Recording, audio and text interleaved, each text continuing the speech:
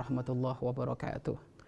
Alhamdulillah, wassalatu wassalamu ala rasulillah, habibina wa syafi'ina wa qurrati a'yunina wa maulana Muhammad sallallahu alaihi wasallam wa ala alihi wa ashabihi wa tabi'ina lahum bi ihsanin ila yaumiddin, amma ba'd. Pemirsa yang dirahmati oleh Allah Subhanahu wa taala, beberapa anggota tubuh coba sudah kita evaluasi satu dari persatu, satu demi satu. Dan sekarang kita coba mengevaluasi anggota tubuh kita yang berupa kedua tangan dan juga kedua kaki. Karena dengan tangan kita ini banyak kita melakukan aktivitas. Dan juga dengan kaki ini banyak kita melangkahkan kaki kemana-mana. Maka jangan sampai tangan ini yang sudah capek melakukan aktivitas, namun ternyata semuanya tidak sambung kebaikan kepada Allah, tidak sambung keberkahan kepada baginda Nabi Muhammad SAW. Maka sangat perlu. Tangan termasuk adalah nikmat yang agung dari Allah Subhanahu wa taala. Jika kita ingin tahu manfaatnya tangan, ya coba bertanya kepada orang yang nggak punya tangan. Betapa susahnya dia menulis, betapa susahnya dia melakukan aktivitas. Namun alhamdulillah, detik ini, saat ini, Allah Subhanahu wa taala telah memberi kemudahan kepada kita untuk memiliki tangan yang lengkap. Atau mungkin ada sebagian dari hamba-hamba Allah yang diuji oleh Allah tidak memiliki anggota tubuh tangan, maka nggak usah kecil hati. Tidaklah Allah mencabut sebuah nikmat dari anggota tubuh kita, melainkan Allah ingin mengganti dengan yang lebih besar. Atau kalau tidak diganti oleh Allah, Allah ingin mengurangi jatah tuntutan anggota tubuh hisapannya nanti di hari kiamat di hadapan Allah Subhanahu wa taala. Karena yakinilah, tidak ada apapun yang diberikan oleh Allah kepada kita kecuali semuanya nanti akan dimintain pertanggungjawaban.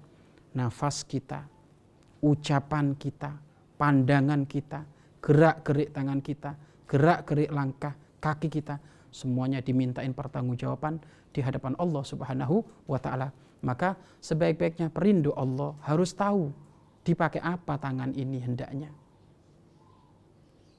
Digunakan untuk transaksi apa tangan ini hendaknya. Maka hal ini sangat perlu untuk kita ketahui. Dan juga apa saja yang tidak boleh kita lakukan.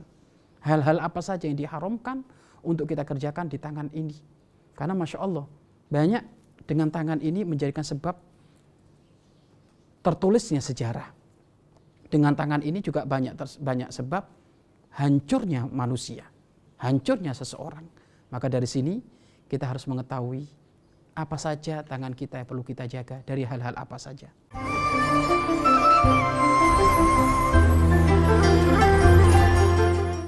Ingin mendapatkan kumpulan lengkap seputar Tanya Jawab bersama Buya Yahya? Dapatkan segera buku Buya Yahya Menjawab, berisikan kumpulan tanya jawab seputar problematika umat yang dikemas secara jelas, lugas, dan ringkas.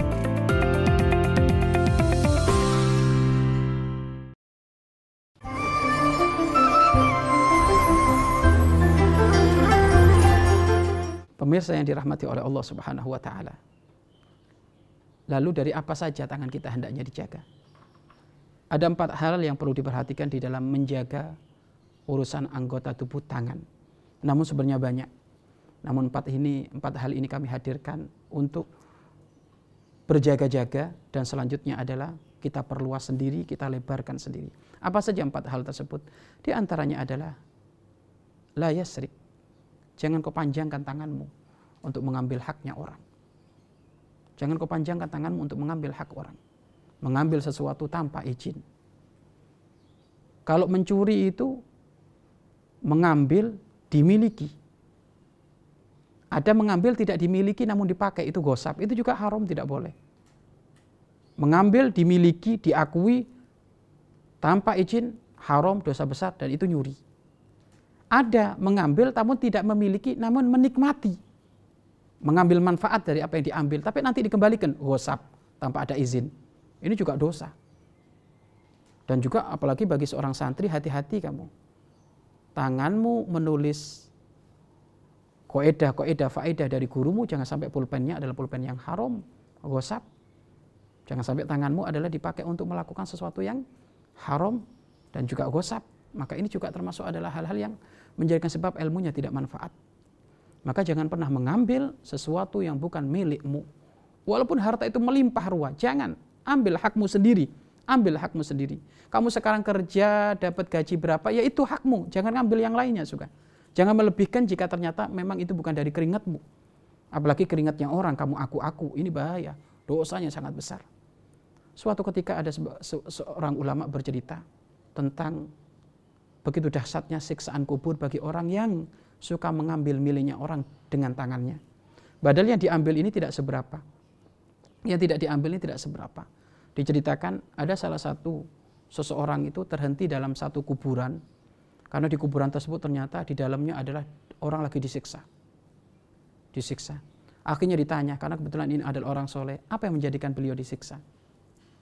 Dan apakah semenjak dari dia dikubur sampai detik ini disiksa? Iya, semenjak dia dikubur sampai detik ini ia disiksa. Apa yang menjadikan sebab dia disiksa?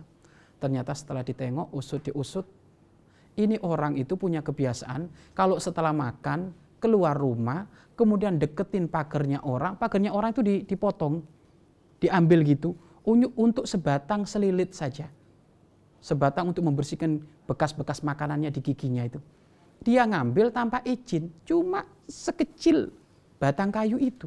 Ternyata menjadikan sebab dia disiksa selama-lamanya ada di alam kubur. Lalu bagaimana kalau yang diambil adalah mangga, yang diambil adalah jambu, yang diambil adalah lebih daripada itu? Sudah tidak karu-karuan dosanya itu. Makanya hati-hati. Tangan kita harus kita jaga. Jangan mengambil haknya orang. Hati-hati sudah. Kalau bukan milikmu jangan diambil. Dalam arti diambil apakah mencuri ataukah gosap, jangan diambil. Karena ini termasuk adalah maksiat tangan. Kemudian yang kedua adalah jaga tanganmu dari menyakiti orang, mendolimi orang. Ada orang itu ekstrim pisan, dikit-dikit main pukul. Mungkin dia jagoan, nggak tahu jagoan apa kan gitu kan. Padahal hakikat seorang jagoan itu kan orang yang bisa memerangi hawa nafsunya. Yang disebutkan syaja'ah, orang pemberani itu penting. Yang syaja'ah itu adalah kuwatun nafsi, kuwatun nafsi. Jadi puncaknya hawa nafsu yang membara, yang dikontrol oleh syariat. Itu adalah berani itu kayak gitu. Lo kalau berani ini frontal, dikit-dikit ada orang ngomong kepleset dikit langsung main gepuk, ini main pukul, ini main jotos. Wah, ini mah pemberani yang manhajnya kepada setan, itu iblis itu. Ya, hal seperti itu tidak boleh, jangan main pukul. Apalagi yang dipukul kadang Masya Allah, orang yang perhatian di rumah, istrinya, wah ini gimana? Kalau ada suami main pukul, wah ini suami nggak punya kelebihan sama sekali. Ya kan? Mukul orang di pasar aja dosa, apalagi mukul orang yang perhatian di rumah, yang nyuci baju kita, yang ngelahirin anak kita, dosa di atas dosa ini. Maka jangan pernah tangan kita menyakiti orang, jangan. Kalau engkau didolimi, sabar. Bahkan kalau engkau dipukul orang, jangan membalas mukul. Walaupun ada kisos, tapi jangan membalas. Karena orang yang berlapang dada itu termasuk adalah ciri dari hamba-hamba yang terkasih. Hamba-hamba terkasih itu apa? Kalau digara-garain, ya lebih baik mengalah. Banyak cerita dari orang-orang soleh dipukul mengalah. Mungkin karena nggak sengaja, maka tidak ngapain membalas itu semuanya. Jadi orang yang lapang dada. Jangan sampai menyakiti orang. Bahkan orang-orang soleh jangankan nyakitin orang, mukul, nyabut rumput tanpa sebab, nangis, takut kepada Allah. Ada salah satu dari cerita dari para wali, kalau nggak salah Sunan Bonang atau Sunan siapa itu, beliau itu terjatuh sehingga terjatuh karena terpelanting beliau itu, akhirnya beliau itu ngambil rumput, maksudnya bertahan dari rumput biar jatuhnya tidak keras itu. Namun akhirnya mencabut rumput tersebut. Itu nangis sejadi-jadinya. Ya Allah, mohon dimaafkan. Saya telah mencabut makhlukmu tanpa sengaja ya Allah. Ini bagaimana kalau mukul binatang, mukul manusia. Ya para kekasih Allah kayak gitu. Awas loh, kekasih Allah. Kenapa beliau menjadi kekasih Allah? Karena ya tadi itu sifat lapangnya itu lebih nampak. Hatinya itu lebih nampak. Makanya jangan sampai tangan kita melakukan maksiat, melukai orang, menyakiti orang. Karena itu juga termasuk dosa besar. Pendoliman juga gara-gara sebabnya adalah dengan tangan. Inni haramtu dzulma. Allah dalam sebuah hadits qudsi menyebutkan, aku mengharamkan pendoliman. Allah tidak akan mendolim kepada hambanya sedikit pun. Maka kita jangan dolim. Hendaknya tangan kita dipakai untuk nolong orang. Ada orang butuh pertolongan kita, mungkin lagi bangun rumah, ayo tangan kita gerak untuk bantu. Apa ngangkat genteng, ngangkat batu, ngangkat semen, ini pahala. Kemudian pakailah tangan kita untuk memperbanyak zikir kepada Allah Subhanahu wa taala, saksi-saksi kemuliaan. Itu yang kedua. Kemudian yang ketiga adalah hindari maksiat tangan berupa menulis sesuatu yang gak manfaat atau maksiat. Sekarang zamannya zaman update status, update profil, update Twitter, macam-macam sudah. Tapi tolong, tulis sesuatu yang manfaat. Karena ketahuilah, tulisanmu akan menjadi rekaman jejak yang akan dibaca oleh orang bertahun-tahun walaupun kamu mati. Loh, kalau tulisanmu memfitnah orang, ya hati-hati. Tulisanmu adalah bukan kejujuran, hal yang kotor, dusta, maka ini semuanya akan dibaca oleh orang. Dan semuanya orang akan bersaksi kamu orang jelek, maka hati-hati. Kami teringat apa yang pernah disampaikan oleh guru mulia Habib Abdullah bin Muhammad Baharun.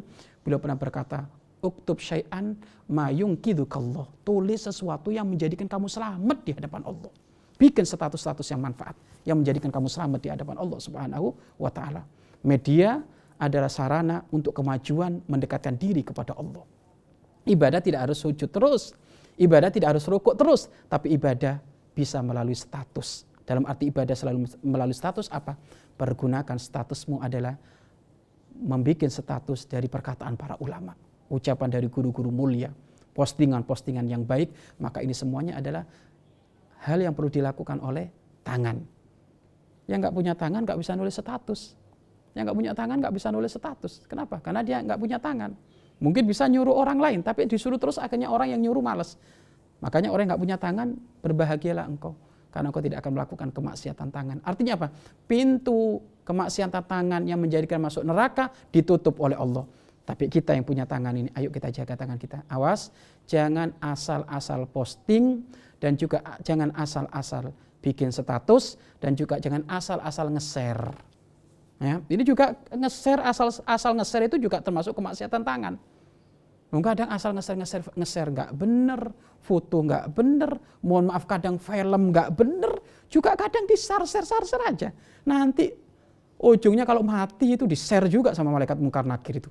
Di-share kemana? Ke malaikat penjaga neraka nanti. Na'udzubillah min dzalik. Maka jangan melakukan kemaksiatan asal-asal posting, asal-asal update status, tapi lakukan itu semuanya dengan hal-hal yang manfaat, hal-hal yang benar.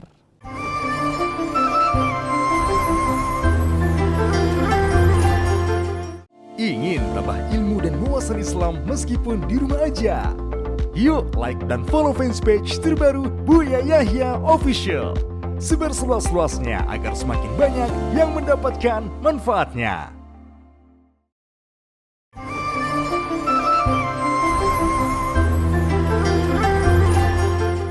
Pemirsa yang dirahmati oleh Allah Subhanahu wa ta'ala, sebab-sebab kemaksiatan tangan sudah kita lalui, dan tentu hal ini adalah bukan hanya wawasan, tapi perlu praktek, amal. Karena ingat, ilmu itu semuanya adalah dzauqiyah. Ilmu semuanya itu maknanya adalah dzauqiyah, perasaan yang membuahkan praktek. Kalau ilmu hanya sebagai wawasan, betapa banyak ilmu masuk telinga kanan, keluar telinga kiri. Maka percuma seperti itu. Maka obrolan kita dalam program Hati ke Hati ini adalah obrolan dzauqiyah yang butuh dirasa, membuahkan amal. Maka ayo kita praktekkan semuanya. Kita jaga tangan kita dari hal-hal kemaksiatan tersebut. Kemudian juga tidak kalah pentingnya adalah menjaga anggota tubuh yang berupa kedua kaki. Kaki ini Masya Allah, sampai disebutkan dalam ilmu kesehatan, minimal orang sehari itu tidak boleh kurang melangkahkan kaki dari 1000 langkah. Minimal, biar sehat. Ada yang mengatakan lebih daripada itu. Lah kira-kira oke lah, kesehatan dohir kita pikir. Tapi lebih penting lagi kesehatan batin. Melangkah terus kakinya sampai 1000 biar sehat dohirnya. Apalagi biar nggak kena virus corona. Sekarang lagi momen corona nih. Kemana-mana corona terus ini. Tapi di balik Bang Haji Corona ini Masya Allah ini banyak hikmah yang kepetik, diantaranya kebersihan. Nah ini ada orang Masya Allah memperhatikan, kata dokter harus minimal sehari melangkah 1000 kaki, bahkan lebih daripada itu. Oke, itu kesehatan jasmani. Lebih penting adalah kesehatan batiniah, rohaniah. Ini lebih penting. Artinya apa? Langkahkan kakimu, jangan asal-asal langkah. Jangan asal-asal melangkah. Maka disebutkan khutwatul kasratul khuto ilal masajid, memperbanyak langkah ke masjid, pintu surga.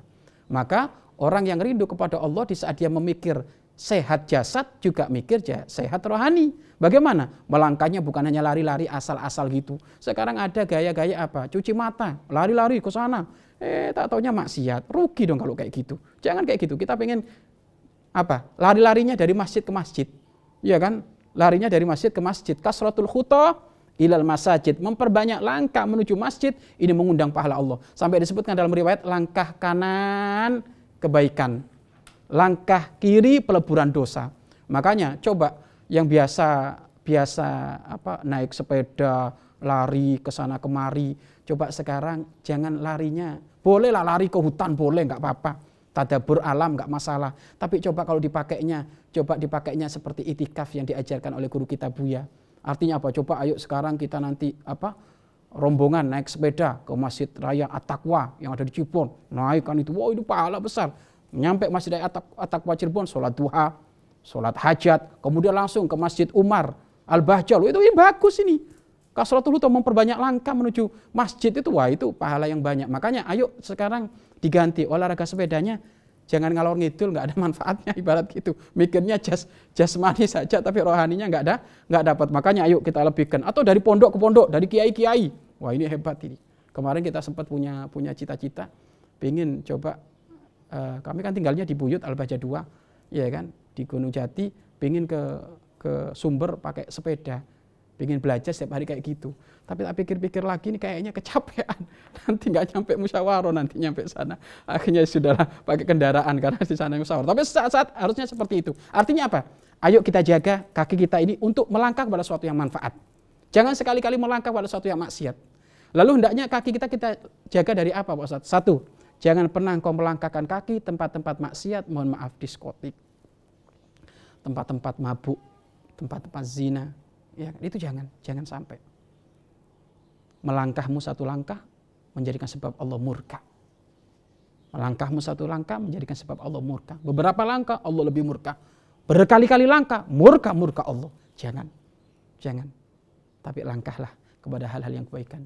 Dari masjid ke masjid, pesantren ke pesantren, majelis keliling, maulid. Ini pahalanya gede nih. Makanya majelis keliling maulid, selain kau berjalan kaki, juga nggak apa-apa, keluarkan mobilmu. Setiap 1 tetes bensinmu akan dikasih pahala. Setiap 1 tetes solarmu akan dikasih pahala. Semuanya yang kamu keluarkan akan dikasih pahala kalau dipakai untuk majelis maulid keliling, majelis taklim keliling. Pemirsa yang dirahmati oleh Allah Subhanahu wa taala, hati-hati, langkah kaki dijaga, jangan asal-asal. Yang pertama, jangan sampai melangkahkan kaki ke tempat maksiat. Yang kedua, jangan melangkahkan kaki untuk zalim kepada manusia. Jangan berbuat jelek kepada manusia. Berbuat jelek kepada manusia. Sekarang Masya Allah, zamannya orang-orang zalim sekarang itu. Gara-gara hasud, ya kan? Gara-gara hasud, kadang Masya Allah, datang ke dukun, santet dia. Loh ini zalim ini. Ya kan? Datang ke sana, kirim aja sihir. Loh ini zalim ini. Dosa besar itu. Dan orang yang minta tolong kepada selain Allah, maka akan dihinakan oleh Allah. Orang yang mencelakakan orang dengan selain Allah, maka otomatis dia akan jauh dari Allah Subhanahu wa ta'ala. Sekarang lagi viral orang-orang, para ustadz yang membasmi dukun-dukun, santet, dukun ini, nggak apa-apa, itu bagus semuanya itu. Itu kebaikan itu. Kebaikan, semuanya kebaikan. Karena memang ada orang-orang iri, hasud, dengki, sehingga kalau nggak senang menemukan tetangganya maju, langsung kirim ini, kirim itu, kirim ini. Tapi ingat, itu semuanya adalah kecil. Kita semuanya adalah mengandalkan kebesaran Allah Subhanahu wa ta'ala.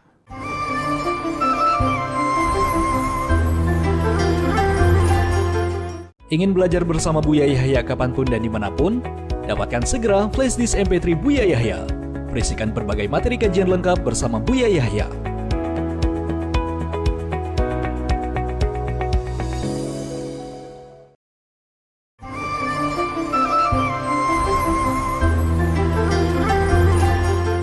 Pemirsa Al-Bahjah yang dirahmati oleh Allah Subhanahu wa ta'ala, menjaga kaki sangat penting.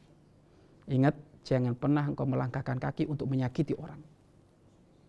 Mungkin Anda lagi difitnah oleh orang, difitnah. Hati meronta-ronta, ingin segera membalas, dan akan aku pukul dia, akan aku balas, akan aku permalukan dia. Tahanlah kakimu, jangan melangkah ke sana, karena itu adalah kemaksiatan. Cukuplah kamu mengadu kepada Allah Subhanahu wa ta'ala.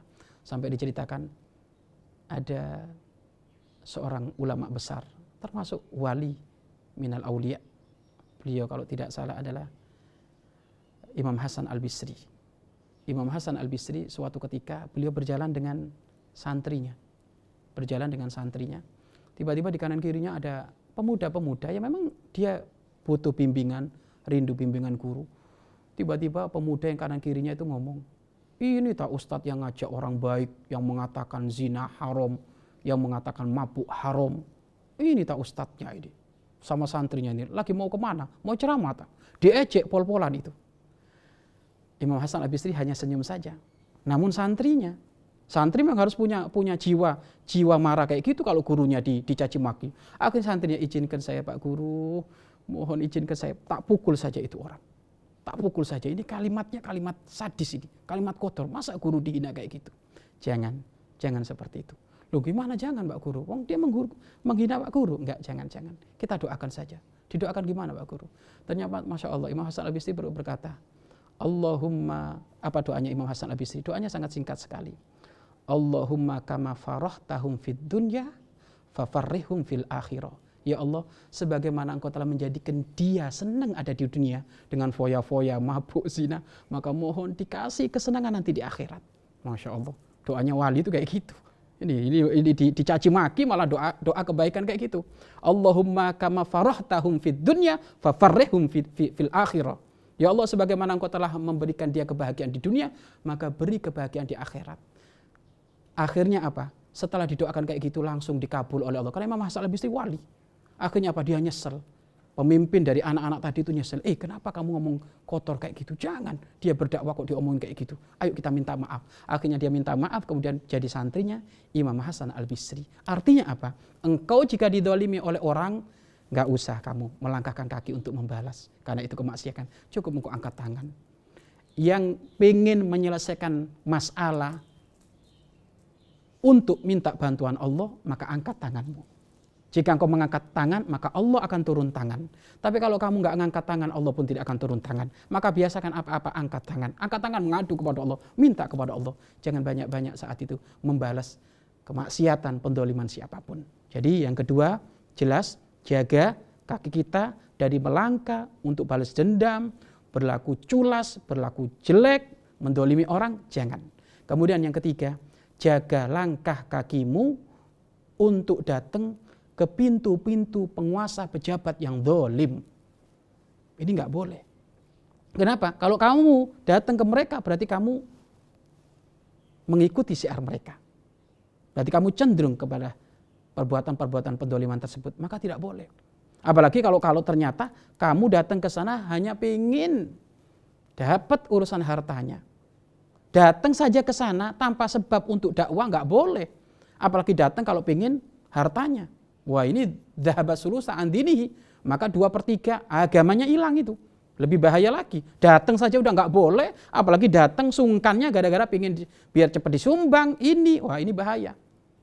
Disebutkan dalam sebuah hadis bahwasanya man tawaddu'a li ghaniyin sholihin, barang siapa yang merendah diri kepada orang yang kaya raya yang soleh, dhahaba an thulutsa dinihi, maka hilang 2/3 agamanya. Orang kaya raya soleh, dia menghormat karena pengen dapat kekayaannya. Itu 2/3 hilang agamanya. Loh ini pejabat dolim, kaya raya dolim, kita ngangguk-ngangguk, nyium tangan, pengen dapat hartanya. Karena ngelihat mobilnya, ngelihat helikopternya, ngelihat ATM-nya, ngelihat ceknya, ngelihat proposalnya. Wah ini ya hilang semuanya itu agamanya itu. Maka jangan sampai kita menjadi penjilat. Jangan sampai kaki ini dipakai menjilat orang-orang yang dolim. Enggak perlu datang kepada mereka. Kalau memang ada pendoliman yang dilakukan mereka, doakan saja. Enggak perlu kita datang menghormat gitu, enggak. Kecuali kalau Anda datang untuk tujuan mengingatkan. Enggak apa-apa, ulama datang kepada para pejabat yang dolim untuk mengingatkan, tidak apa-apa.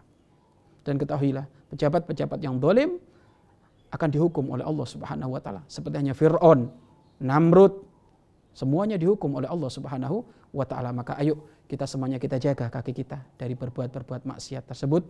Sekali lagi, kita jaga kaki kita, jangan sampai langkah kepada maksiat, jangan sampai melangkah untuk berbuat dosa, jangan sampai melangkah kepada pejabat-pejabat yang dolim, penguasa-penguasa yang dolim, karena itu semuanya adalah kemaksiatan. Mudah-mudahan kita semuanya menjadi hamba-hamba yang soleh, dicintai oleh Allah, dan mudah-mudahan segera kita sampai kepada Allah, nyampe pada makom wilayah kekasih Allah, dan menjadi ahli surga Allah subhanahu wa ta'ala. Wallahu a'lam bishawab.